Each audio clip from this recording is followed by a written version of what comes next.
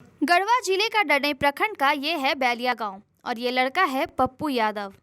पप्पू को बचपन में एक ऐसी बीमारी हो गई थी जिसका इलाज उसके कुवत की नहीं थी, क्योंकि पिता किसानी पर निर्भर था और इतना भी नहीं कमाता था कि लाडले का इलाज करा सके। ऐसे में पप्पू को याद आई अपनी मसीहा सोनू सूद की। फिर क्या था, पप्पू बिना किसी को बताए नंगे पैर चल पड़ा मुंबई की ओर।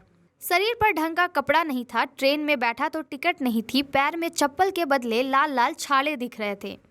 टीटी ने टिकट मांगी तो उसने बीमारी के बारे में टीटी को जानकारी दी कि वो मुंबई सोनू भैया से मिलने जा रहा है क्योंकि वो बीमार है, शायद वो मदद कर दे। टीटी को दया आई तो उसने कहा ठीक है।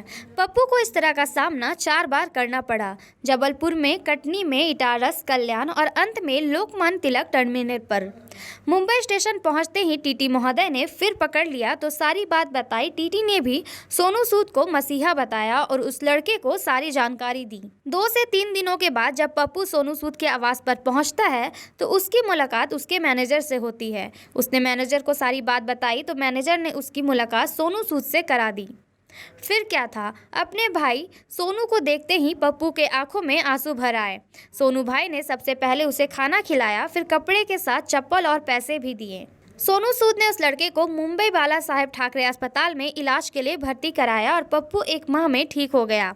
इस दौरान उसके इलाज में लगभग 8 से 9 लाख खर्चा आया, जिसका वहन खुद सोनू सूद ने किया। थोड़ा ठीक होने के बाद पप्पू 8 दिनों तक सोनू सूद के आवास पर रहे। उसके बाद उसे वापस अपने घर भेज दिया गया। पप्पू के पास मोबाइल नहीं था तो वो अपने भाई सोनू को इसकी जानकारी दी और मोबाइल उसके घर तक पहुंच गया।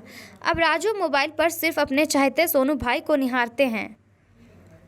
पप्पू का कहना है कि मेरे लिए तो वो भगवान हैं और ये शरीर अब उनका है, अब मैं सोनू भैया के लिए जीऊँगा।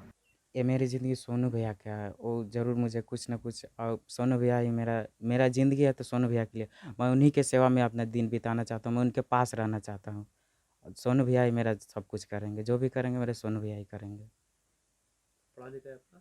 पढ़ाई लिखाई आईएएस सेकेंड ईयर है मैं। आगे पढ़ने की इच्छा है? हाँ, पढ़ने की इच्छा है। फिर?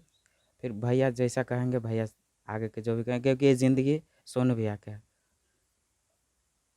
अपने बेटे का इलाज कराने में अक्षम पिता के जुबान पर जब सोनू सूद का नाम आया तो उनकी आंखें डबडबाई गई और बोले कि मैं तो आशा ही छोड़ दिया था कि मैं अब अपने बेटे को बचा पाऊंगा, लेकिन धरती के भगवान बनकर उभरे सोनू सूद जी, मैं उनसे मिलना चाहूँगा।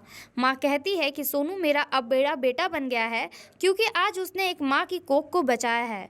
आज मेरा लड़का ठीक होकर आ गया। मैं भी जब कभी पैसा होगा तो मुंबई जाकर भगवान के रूप में बड़े बेटे से मिलूंगी। ट्यूमर हुआ था। ट्यूमर हम उतने गरीबी में नहीं दवाई कराने तो और बेटा को आस छोड़ दिए थे। सोनू वो थे हीरो, चाहे जो भी हैं, वो हमारे बेटा को बचा लिए। क्या कहेंगे उनको? हम्म, क्या कहेंगे उनको? तो मान लिए कि हम क्या कहें, गरीबी में अपना हमारा भगवान हमके वो लड़का को बचा लिए हैं। उनसे मिलना चाहिएगा अब? हाँ, मिलेंगे। या गढ़वा बुलाइएगा कि जाइएगा मुंबई? तब बम्बई जाने में खर्चा होगा तो गढ़वाएंगे, तो गढ़वा, नहीं तो वहाँ बुलाएंगे तो वहाँ जाएंगे। मिलना चाहिए ना? हाँ, बचा दिलन सोनू लड़का के भाई। हम लोग के पैसा भाई नहीं इतना पूर पाए। अब लड़का हमार निकल गया, मैंने हमन के भगवान वही है जो अथी हम मने उनको मैंने लड़का अपना मैंने माना थी कि हमारे बेटे बन हो बड़ जैसे लड़का हमार, हम लोग भाई माना थे। सोनू सूद को आप बेटा मान लिए? हाँ बड़ बेटा? हाँ, बड़ उसको हम अपन मैंने बेटा मान लिए कि हमको लड़का को वहाँ बुला के पूरा अपना इलाज करके फिर बैठा दिए 1 महीना के बाद कि अब आप जाइए अपन माता पिता भी। तो ये हमको लड़का ये घूर के आए। क्या हो क्या किया था आप लड़के को? ये अथी रहे चूतर पर वो जन्म के, और उसी बस बढ़त रहे। अब जाकर ऑपरेशन करा दिए, तहाँ से नस डंगर के पता नहीं लगा, नस काट दिया। सोनू सूद भले ही फिल्मों में विलेन का काम करते हो, लेकिन रियल लाइफ में गरीबों की मदद कर आज के हीरो नंबर 1 बनकर उभरे हैं सोनू सूद।